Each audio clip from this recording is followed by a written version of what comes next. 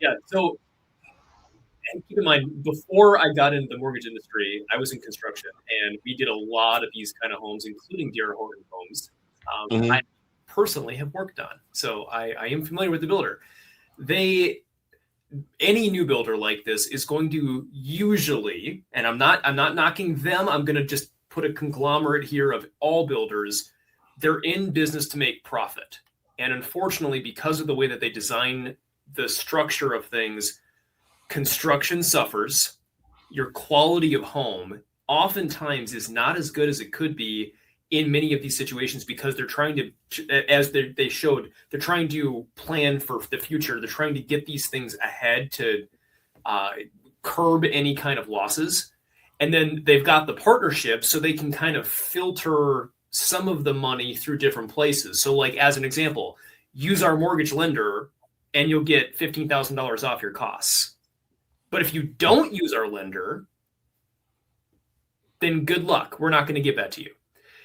It's funny because that's illegal Right. for me to do, for a realtor to do, for a title company to do, for anybody to do in any space. Except building.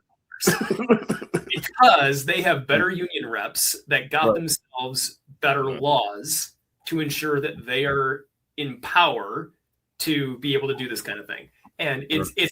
it's sad that it works that way, but it unfortunately still does. And Hmm. because it hasn't become a big issue. There's so much regulation now in the industry overall that it hasn't come into play as being a big issue like it was that led up to the housing recession in 2008 that we had.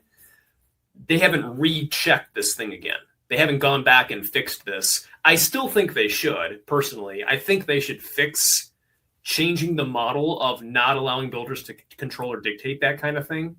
Of saying you'll get a discount with us if you use this lender, but not this lender, or this title company, not this one, this realtor, not this one. I don't think that's legal, personally. But the way that they talked about this of like planning for future, and like there's a reason why they're number one is they're getting ahead of this curve of thinking ahead of the projects. They're looking at what will this look like in a few years, whether it's good or bad. They've got everything lined up and kind of pre-figured out. And by having these different vendor partners and controlling the entire thing, they can control the money better too, to save, spend, do whatever they need in a down up market.